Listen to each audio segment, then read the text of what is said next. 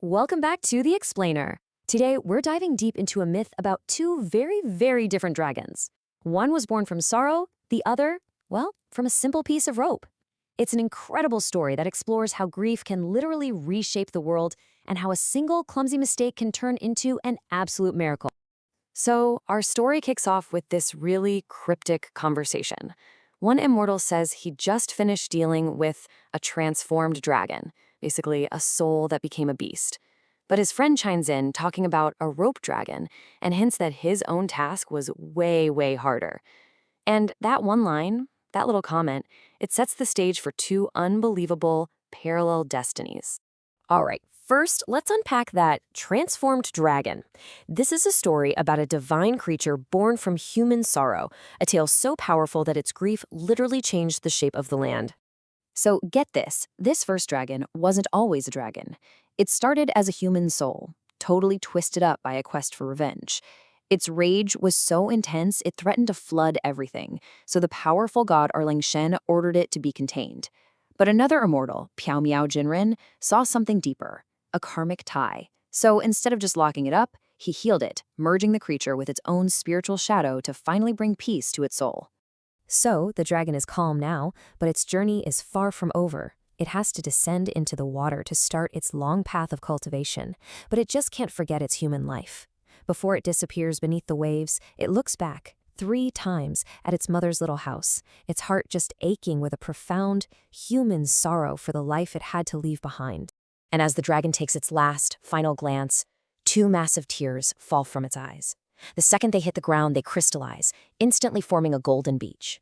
It's a place that, to this day, is known as Wangyang Tan, the gazing at Mother Shoal, a permanent, beautiful landmark born from a single moment of love and loss. And that brings us to the second half of our story. Guiding a dragon that was once a human soul, that's one thing. But the other immortal, Huolong Zhenren, he's facing something way harder, a rope dragon, not born from a soul, but from an inanimate object. How in the world does a simple rope become a living, breathing dragon? So now our focus shifts completely. We're leaving the heavens and the gods behind, and we're going down into the dark, murky depths of a river, where a humble, forgotten object is about to start an impossible journey. So, for 300 years, this huge bamboo shipping cable just sat at the bottom of the Xiantong River. The ship it was attached to rotted away to nothing, but the tough cable just endured. And slowly, it started absorbing the essence of the sun and the moon. Over centuries, the impossible happened. It gained sentience. It grew scales and claws. It became a living creature. The rope had done it. It had the complete form of a dragon. But it was born blind. It was just this primal, powerful force moving through the deep. It was never malicious. It never intentionally harmed anyone. But its huge, sightless movements would churn the water into these violent storms that, you can imagine, absolutely terrified sailors on the river. This creature's solitary, blind existence is about to be completely shattered. An encounter with a couple of frightened mortals and a powerful immortal is about to change its destiny forever. You see, during one of these storms, 2 government officials are on a boat with the immortal Huolong Zhenren, and they are terrified by the churning waves.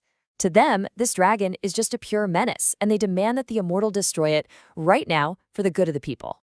Now, the immortal's a bit hesitant. He knows the dragon isn't actually evil, but he agrees to help. He gives the officials his magical twin swords, with one very specific instruction. Because the dragon is a female, or yin, entity, they have to use the female yin sword to defeat it. Simple, right? But in a moment of pure, blinding panic, one official just grabs a sword and hurls it, totally forgetting the warning. He throws the wrong one. And here is the incredible twist.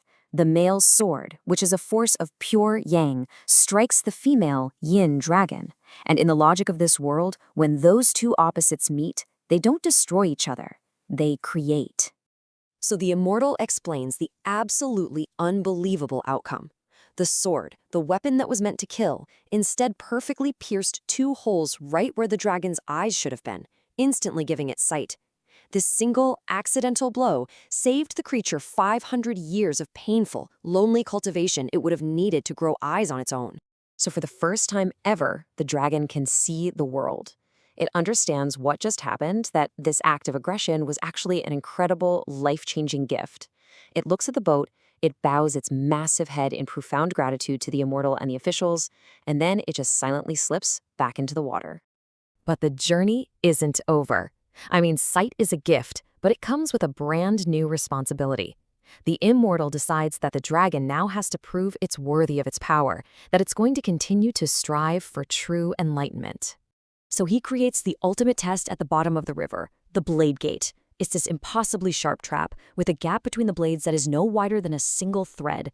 One wrong move, one tiny touch, and the gate will slam shut, slicing anything in its path. To pass is to prove complete and utter mastery.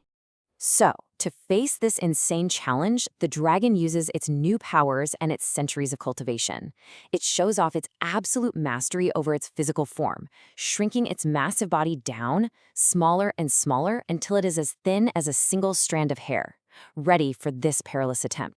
As the hair-thin dragon dives for that impossibly small gap, a thunderous roar echoes from the deep as the great blades slam shut. The water just erupts into chaos. This myth gives us two paths to transformation, one born of sorrow and healed by compassion, the other from inanimate matter, completed by a total fluke. It suggests that destiny is this complex dance between karma and pure random chance. And it leaves us with the ultimate question.